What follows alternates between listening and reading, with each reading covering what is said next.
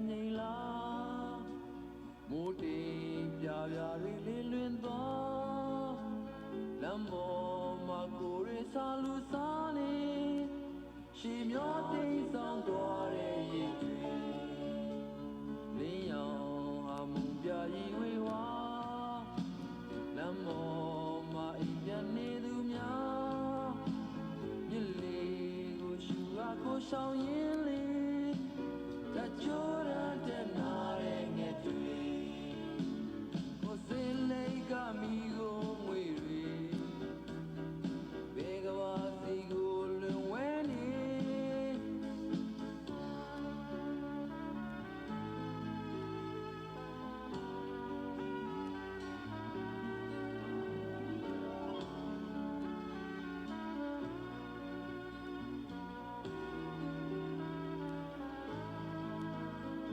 ညနေ